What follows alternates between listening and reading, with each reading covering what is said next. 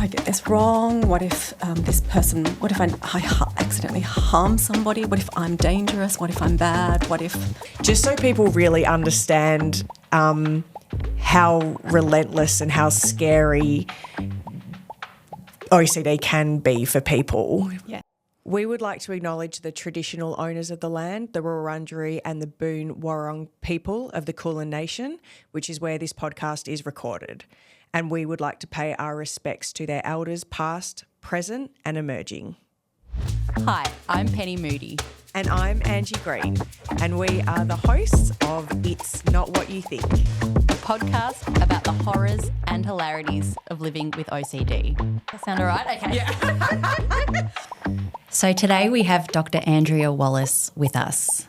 And Angie and I know Andrea very well. She's our psychologist. But I thought I'd just read out Andrea's bio here. And usually for some of these episodes, we'll be reading them out beforehand, before the guest is here. And I was going to write this bio for Andrea, but you sent it to me this morning and I read it. And it actually made me feel quite emotional because most of the time bios are really pretty boring, very predictable, really kind of talking yourself up. And I read this and it was just the most refreshing bio I've read. So I'm going to read it to you, Andrea. And for everyone, obviously, just to learn a little bit more about who she is. So I'm just going to read it now. Andrea began her higher education studying performing arts before dropping out and instead completing a degree in professional writing. This was later followed by a year of yoga teacher training. Andrea has always been scared of not being good enough, and she was afraid of not being a good enough actor, writer or yoga teacher, so she didn't pursue any of these roles. At 32, she began studying psychology and went on to complete a PhD, just in case she needed to be a researcher if she lacked the confidence to do clinical work. She's now worked as a clinical psychologist for 8 years and feels she has finally found her place in the world. Her fear of not being good enough has largely fallen away as she works with clients to help them live their biggest and most beautiful lives, which I can attest to. She does that. I just love that so much. Because I think it really just so beautifully describes who you are. And you're a psychologist who, as Angie and I know, you walk into your room and if you're someone with OCD, you generally feel a lot of fear for the first time when you're about to maybe disclose some of the thoughts or things that you've been thinking and feeling. And you have this ability to kind of let that wash away and feel safe and held, I think. And so I just wanted to read that out. And I just wanted to ask firstly, Andrea, do you feel now, you talk about a lot of self-doubt in your adult life and your career. Do you feel now that kind of self-awareness and vulnerability is more of a superpower now than maybe it used to be? I think that it really helps me to feel into what my clients are feeling, and it helps me to feel really connected to them. That often when the experiences that they're talking about, I've had a taste of a flavour of that kind of experience. Yeah, that makes a lot of sense. Yeah. Sorry, I just need to butt in as well because reading that bio was so beautiful and also made me a bit teary, but also, again, going on the brand of it's not what you think or you're not what you think or what have you, the thought, Penny and I think you are genuinely a magician and you have changed our lives. And so the thought of just even looking across at you say that you have ever had any type of self-doubt is incredible to me, because when I'm in your sessions, it's kind of going into a different realm, and the expertise and the skills and the tools that you have are insane. And Penny, we probably shouldn't say this in front of you, but Penny and I are often what if she died? Not what if she dies, but what if you were no longer working or existing? We just don't know what we would do without you. Yeah. And so to hear that bio, yes, so incredibly refreshing, but also with what you have brought into our lives, and I assume all of your clients' lives, the fact that there's any or has been any kind of doubt in there on your journey towards that is just mind-blowing to me. Yep. Yep. I was going to say mind-blowing as well. Yeah. Yeah. Well, just so you know, there's a lot of self-doubt today. Good. Just like that little bit that says, oh, my goodness, you're going to be showing up to not really know what you're talking about. She's still there hanging out. Yeah. So she still kind of comes along as a passenger. So we've got her here today. Yeah, we love a hangout. We love a hangout. It's a nice big group hangout. Yeah, Andrew, so you are an expert, and as we've said, you've changed Penny and I's, like you've changed our lives for the better. I guess to anyone listening, what would you like for as an expert, what would you like for people to know about OCD, and also in that question as well, kind of like the myth or the things that Penny and I hear a lot of, like, oh, everyone's a little bit OCD. What would you like to say to those people that make those types of comments about OCD? Okay. So I think one of the things I need to say before I start talking at all is that I'm a little bit concerned that this OCD, the presentations are so vast that I'm a little bit concerned that I'll be talking about things and certain people with certain presentations won't feel represented, won't feel seen. And I can feel that part of me going, oh, am I going to have to make the answers so broad and all encapsulating that they'll get kind of messy. Yeah. And so I just want to hold like that there's some things that I'll say today, and some people with OCD will go, that doesn't feel like me. And that's doesn't mean that it's not OCD, or it doesn't mean that what's going on for them isn't real. But yeah, so can I just put that up front? Yeah, it's going to be in my mind Love the that. whole time. Yeah. Very important. In terms of what I would like people to know about OCD is I would like people to understand that often the experience of having OCD is feeling like you're tortured by your own mind, feeling tormented from the inside. That often the thoughts, the obsessions that are present in OCD are these kinds of fears like, I am deep down unlovable, I am bad on the inside, that I am possibly going to be shown to be a person who can't be loved by the people that I love, that I possibly can't be loved by me, that I'm wrong, that I'm bad, that I'm irresponsible. That there's often that kind of experience that's kind of inside of the OCD. I think that's the bit that I want people to know.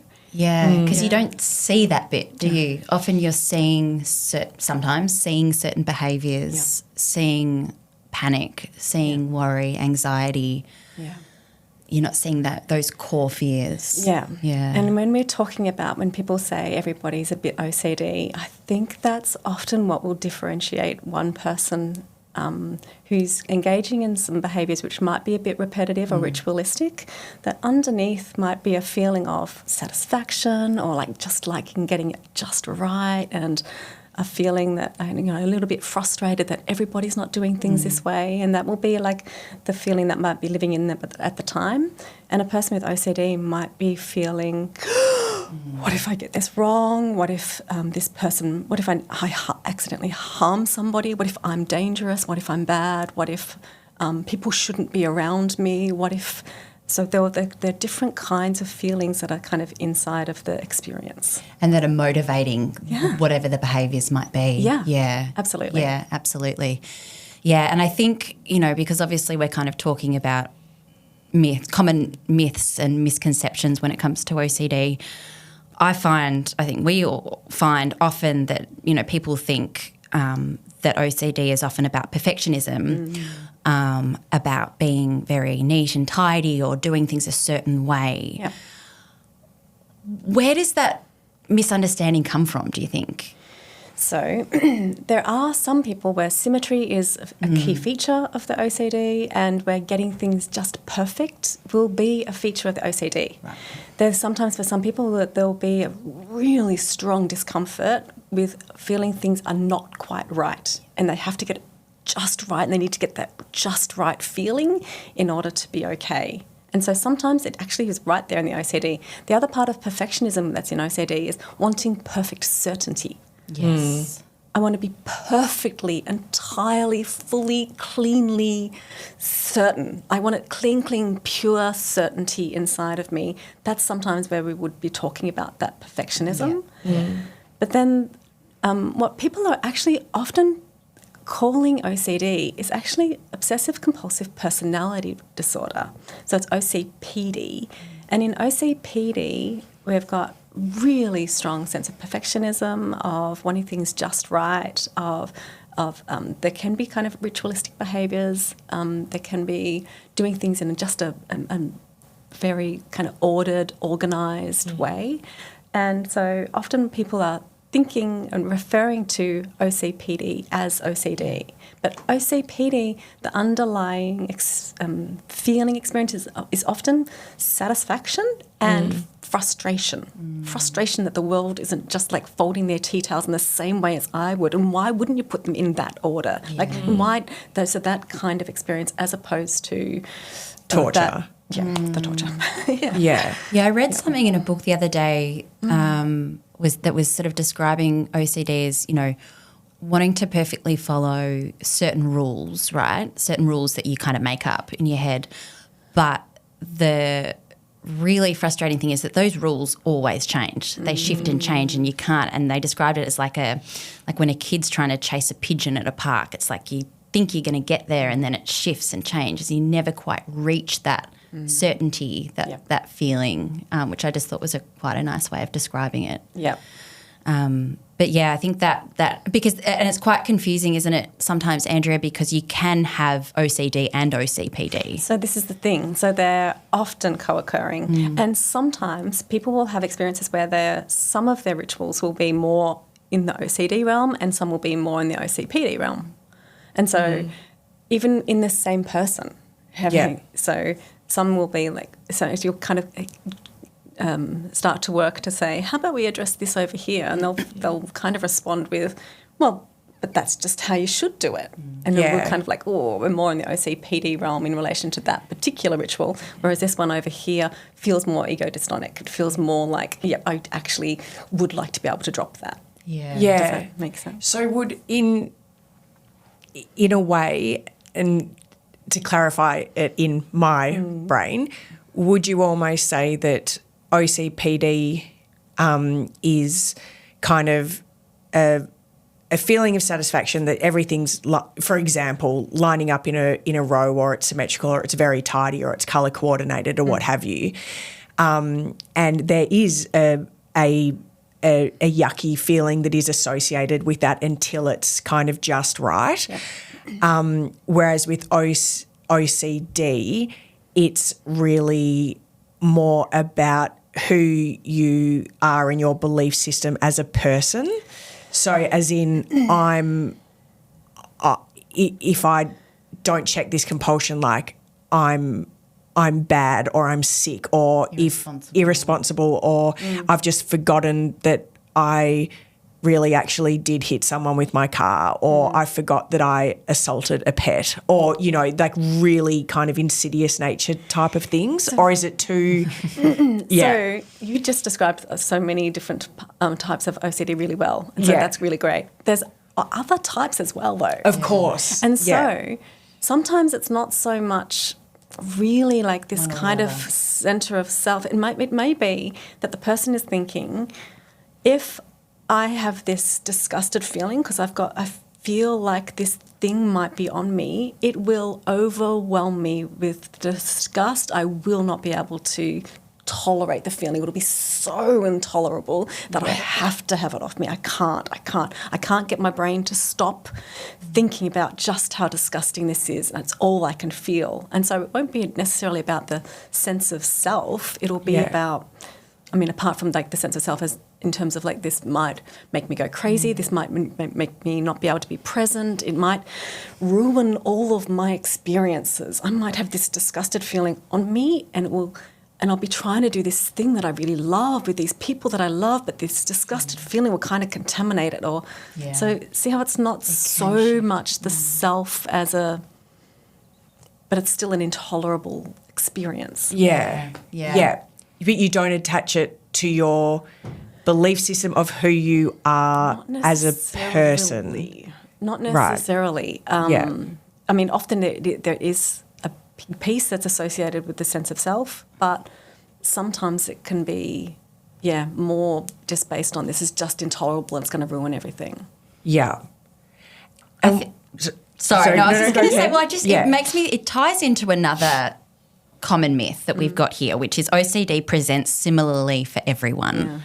I think it's just what we've been saying the last 5 minutes or so. It just shows how broad, an experience you can have and how difficult it can be to kind of pick apart what might be OCD, what might be OCPD. Yes. Is it hard for you as a clinical psych to kind of work out what's what sometimes?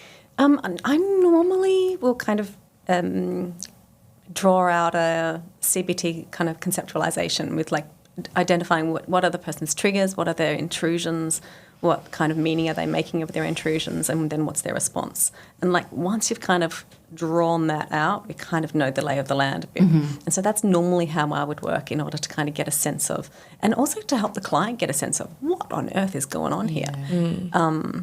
So that's normally how I work to figure that out. Also, I think we can get sometimes a bit attached to labels. And sometimes it's just not helpful. No. Sometimes it's kind of like, well, we could be in a bit of social anxieties going on here, or a little bit of body dysmorphic disorders going on here. We've got a bit of OCD and a bit of OCPD. Sprinkle of this, sprinkle of that. All the little flavours. Yeah.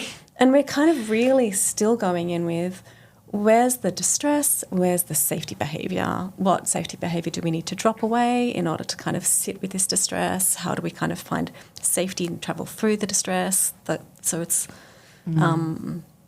So often different disorders will have intersectionalities quite a kind of similar approach in terms of treatment. Yeah. Okay. Yeah, absolutely.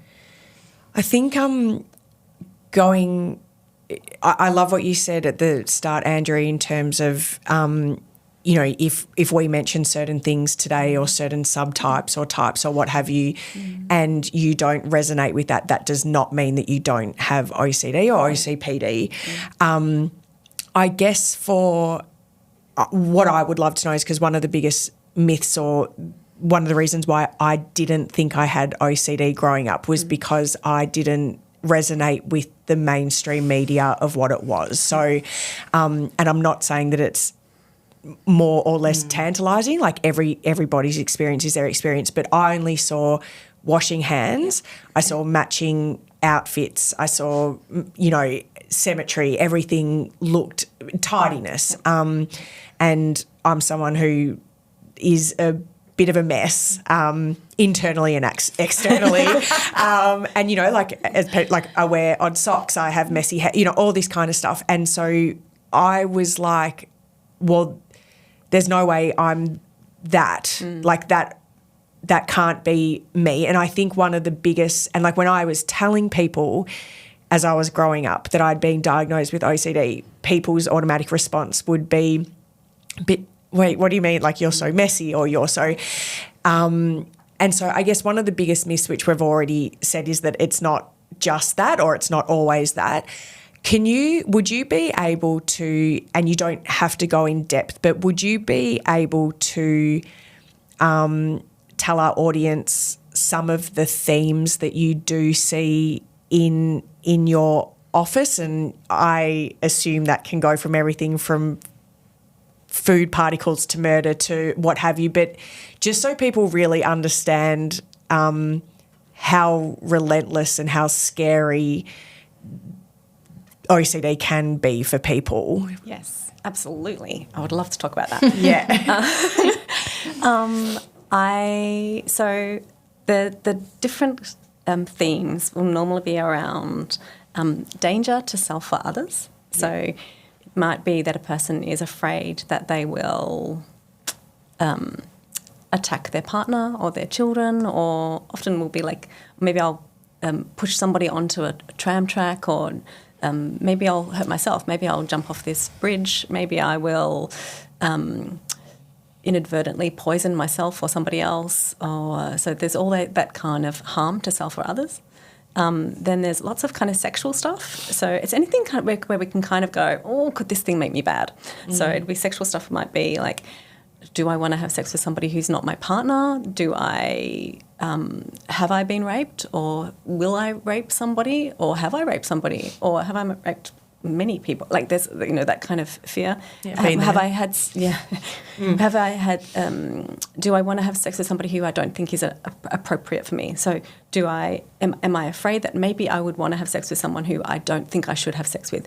Pedophilia OCD is really, really common and often shows up for clients where they will be coming in talking about other themes and eventually finally start talking about that one. Am I gay? Am I straight? Depending on which one feels scary. So that's that one. There will be any other kinds of morality, that anything that might be, shouldn't be having this kind of thought because it feels immoral to have that kind of thought. Religion, religiosity stuff. So have I blasphemed or have I offended somebody? Then there will be things like contamination, obviously. And contamination, often people, when they think of contamination, they think the person's afraid that they will get sick. And sometimes they are afraid that they will get sick. Sometimes, though, they're afraid that they've got HIV and they're going to pass it on to their children. And they know that they don't have HIV, but they're still afraid that they've got it and that they'll pass it on to their children, or that they will, that they will make somebody else sick is often part of the theme.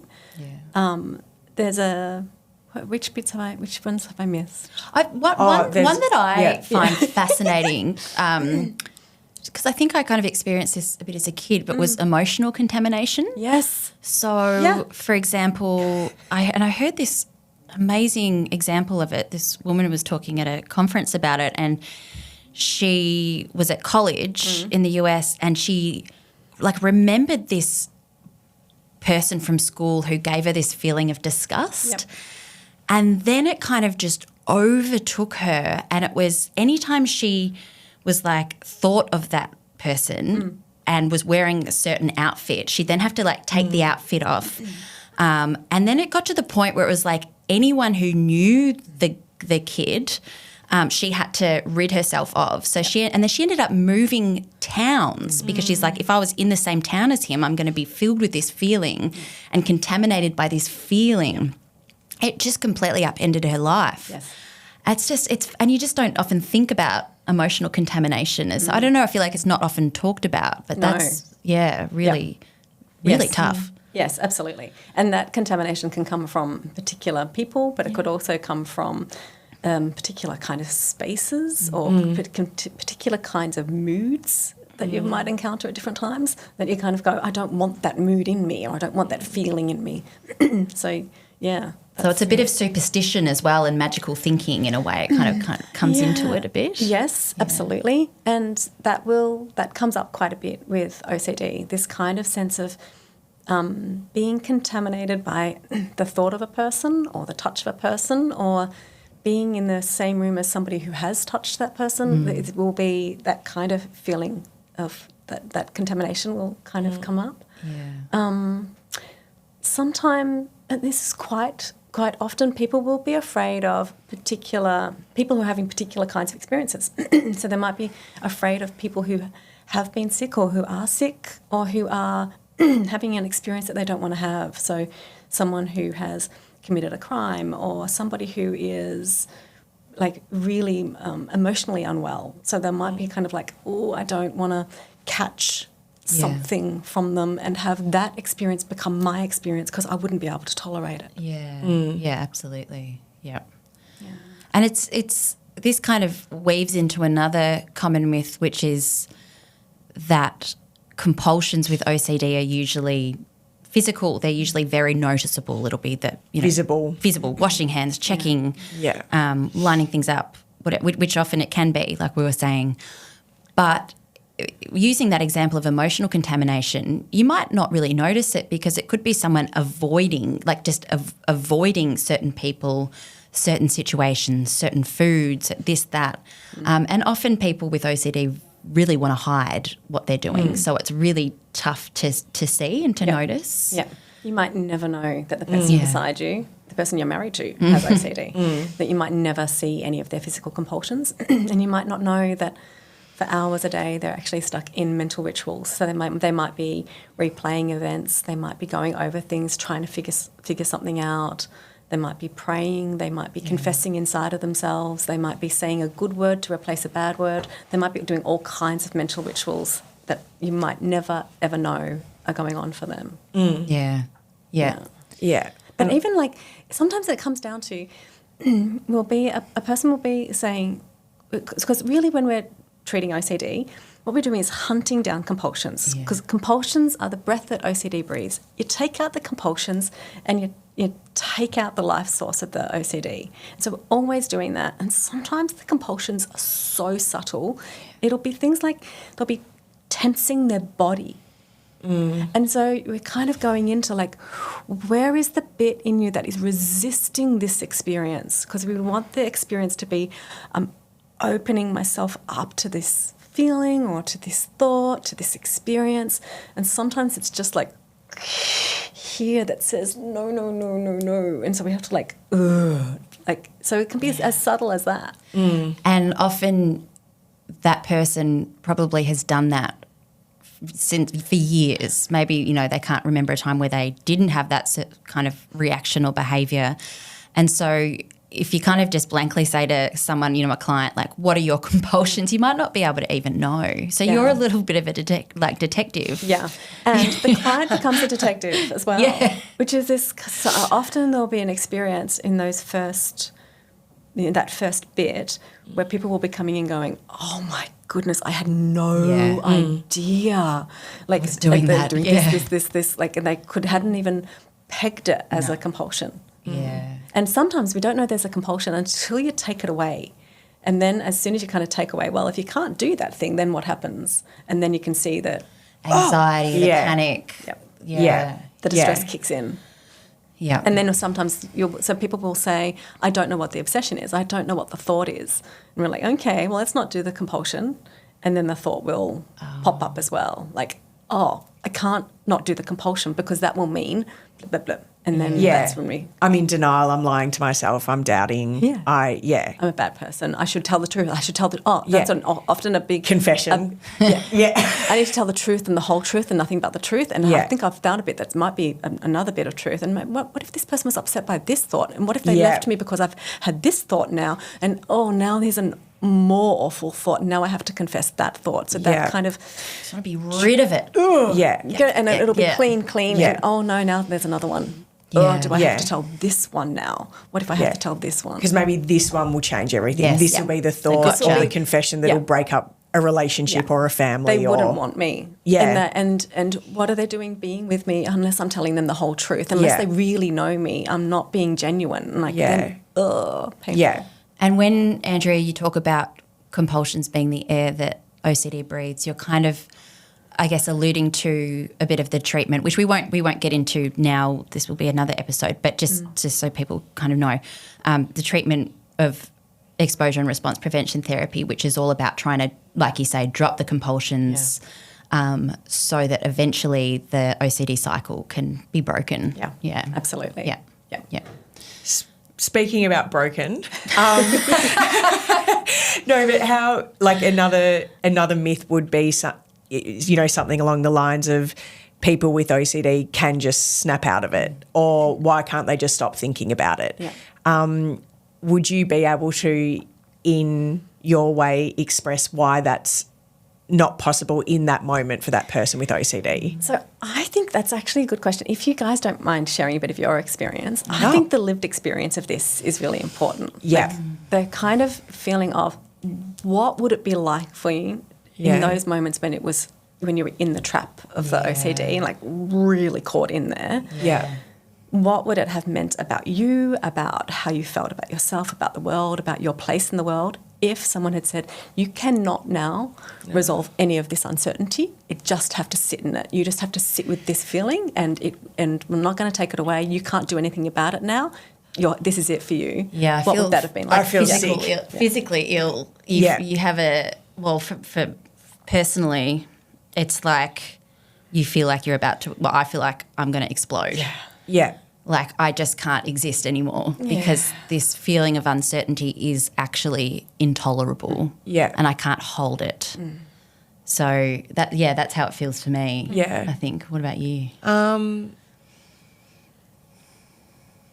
Even Andrea saying that, I recoiled. I was like, whoa. Yeah. But it's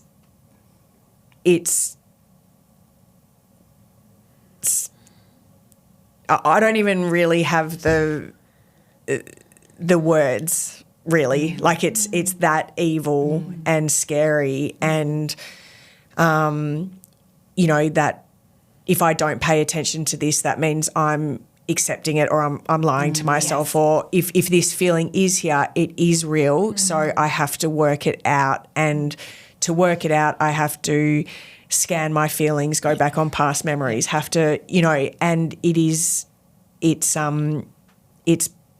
pure torture. Yeah. And so is the obsessions. It's like that's where it becomes so exhausting and relentless, because it's like if I just sit with this, like this is it feels like it's eating me from the inside. Yes. And then if I do my compulsions, feel a bit it of just relief? gets it Initially? I initially feel relief for about 0.25 seconds. Oh, but that moment. That moment, I'm like, what's the big deal? Yeah. Oh, no, it's back. Yeah. Oh, shit. Yeah. Yeah. Oh my God, what's the? So I think, and then I think for me, once I just even knew that there was a treatment called exposure and response prevention, that scared the shit out of me. But kind of having experts and research say it works, and if you do it enough times, you will learn to tolerate that uncertainty and that anxiety, and the anxiety will drop. I think gave me the confidence to try it, because as much as we're kind of saying like we feel sick when we can't do a compulsion, I think we've also both learnt that it's possible. Totally. And that it can kind of break that cycle. It's very effective. So, but I think just for people knowing you can't just be like, hey, stop, and be like, yeah, cool.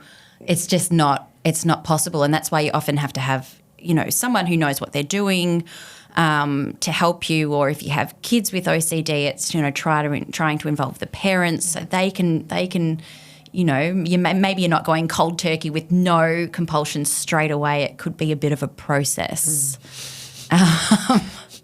So I think that's a big one for people to understand. Oh, 100%. And Andrea knows full well that like when we started ERP, she was like, how'd you go this week? And I was like, I didn't do it. I was like, I was meant to listen to my loop tape for like 4 hours, but I didn't, because no, thank you. I'll do it tomorrow. I'll do it tomorrow. So even reluctancy to even go outside what you know to be your sense of self, and in a way protecting yourself by doing those compulsions, to kind of go out of that realm is severely uncomfortable. Really uncomfortable. But it needs to happen. I think on that point, I think it's one of those things that if there are psychologists listening, often I've heard from clients that other psychologists won't actually do the exposure and response prevention with them in session. They'll talk about the idea of it and kind of set it up as if it's something to do outside of the session. Yeah. And I think that this experience that you're kind of describing, where you're just like, I feel like myself would be annihilated. Yeah. Or any other expressions of that kind of experience. It kind of being with the client while they do it, at least the first time, just to hold, like to try to provide as much safety as you possibly can while they're going through something excruciating can be so helpful in terms of people getting a bit more faith in themselves that they will be able to do it on their own. And sometimes they won't be doing it on their own, and that's fine as well. Yeah, but it's just really we want to get in there as much as possible to support while they have that initial experience. Absolutely. Yeah, this is going off piste a little bit, but can you just give us an example of that, Andrea, of like maybe an exposure that you might be doing with a client for the first time? Mm-hmm. Yep. So we could do lots of them, but so one of the ones that's really kind of exciting and has been incredibly helpful for clients is where it might be afraid of hurting somebody. They'll hold the knife to my throat. So you'll have a knife in session. Yes, I've got a nice big pointy knife. And so they'll hold the knife to my throat depending on how close I can get them to me. Yeah. So I'm trying to get them as close as I possibly can. And then if they're afraid that maybe they would stab somebody if they weren't looking, I'll turn around and try to get them to do to pull up the feeling of, I could just lose control. To really get that feeling to be present at the same time as witnessing themselves. And we kind of go, okay, well, I guess we're going to find out if you're going to stab me. Like, let's see what happens next. Let's see what happens, to try to you can get so up close to what that experience is. So, and what do you usually find in that? Oh, it's really effective. Yeah. It's so helpful. People are just kind of Sometimes like... people will burst into tears and go, I can just feel I would never want to hurt you. And it's just like they come right up close to themselves. It's this often this really beautiful experience where they're just like, oh gosh, imagine if the knife touched you. And just like, that's there you are. Yeah, wow. That's right where we are, Yeah, which is amazing. really, really lovely. But then, other things will be, especially on Zoom, it'll be like people so I might get them to touch the bottom and put my would do lots of contamination. So touching the bottom of your stuff. shoe and then maybe licking your Sorry, hand. that wasn't helpful. Wasn't. Yes. So touch your shoe and lick your hand, or pop your hands in bins and lick your hands. And for some people, that is absolute torture. Horror. Yep. Yeah. Horror. Absolute horror. Yeah, and just the most irresponsible, horrifying, disgusting thing that just And you're sitting with them as they do it, and then kind of with them as that anxiety kind of really lifts, and then hopefully kind of starts to come down a little bit. And we're really just going in there going, oh, look at you. Oh my gosh, you're amazing. Be with it, stay with it. We're here. Yeah. It's okay, we've got this. And look what you're doing. Look what you're doing. You're setting yourself free. And often there can be an experience of really heightened anxiety. Sometimes there's an experience of relief where everything just goes, it's like you've Done crossed the worst thing that I can imagine. Yeah, which is so lovely. Oh. And sometimes I'll be sitting in sessions and I will be having my client look at some kind of porn. Yeah. While that they don't want to look at. Yeah, obviously, not just. I've been there. Yeah. For funsies.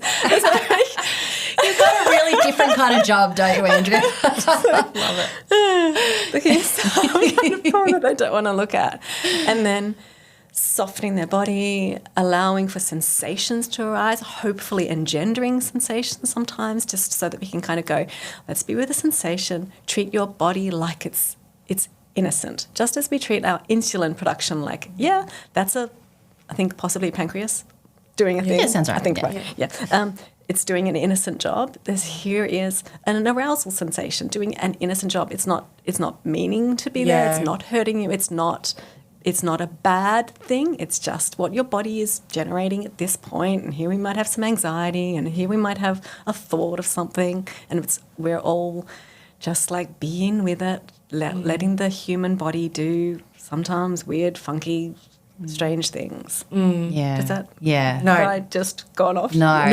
It's fascinating. On that, Andrea, I think also some people think that obsessive compulsive is purely thoughts. So it's just up here and it's just relentless thinking. Yeah. Whereas for someone like me, I often feel things viscerally first and then it's hang on, what's that feeling about? And then that sparks the obsessions. So in your experience, would you say that do they always go together, feelings and like does one have to come first after the other, or it's just a whole experience of what you believe? Yeah, I think we're often in a kind of a murky space. Yeah. That sometimes we're kind of looking at, is the sensation or is the feeling a trigger? Is it an intrusion? Is it a response? Is it and so we're kind of, sometimes it will be, I've had this sensation in one way or another, some kind of feeling has come into my body, and that feeling is going, oh, that feeling is bad. And so now we've got the intrusive thoughts in response to having had the feeling, and then the response to the intrusive thoughts about the feeling. So where we could have had that feeling and then had a thought that says, oh, here's body, just doing body. And so that response would create a different, intrusion or that thought would create a different kind of response. Yeah. So we can sometimes the feeling will be in response to having had the thought. And sometimes it can be helpful to kind of, when we're thinking about what it is like to be a human, sometimes it can be helpful to kind of think about like driving a car. Yeah. Where no one would be saying that when you're driving a car, you're not thinking. It's just that thought is outside of awareness. It's become automated. And so, yes, you are seeing that you need to pull to a stop because that person swerved in front of you. And all of this thinking is happening, but it's not necessarily in word form. It's not necessarily explicit thought. But from the evidence from all of the actions that you're taking, obviously thought is happening. And so sometimes it can be, we can have a thought happen before feeling, after feeling. It doesn't really matter. Yeah. It's just kind of like, what do I need to be with?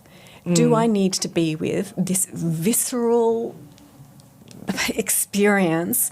Is my work to be with that and to allow that to be present, or to process some of the trauma stuff or other kinds of stuff that might be associated or might be associated with or triggering that kind of feeling? But where's the work? Yeah. Oh, it's just so black and white, isn't it? So black and white. So simple. I think I might have got everybody muddled just then. No, I think that's no, just- we get, yes. I reckon there would be a lot more myths that we can kind of maybe get to another episode, but we've run out of time. Thank you so much, Andrea. It's always so fascinating and enlightening, and like you say, if people listening to this who might have OCD might feel even triggered by some of this, and that's okay. Like, I just want to say that's okay. That often happens to Angie and I when we're talking about OCD, and then we start getting into a loop, and so we totally understand if that's your experience, but we hope it's been helpful as well. So thank you so much, Andrea. My pleasure. Yeah, thank you so all much. those people just know how lovable they are, even in this moment, even if they're feeling triggered, that they're lovable right now. Like, that's okay. If this episode has caused any distress and you need to talk to someone, please call Lifeline on 131114 or see your local GP.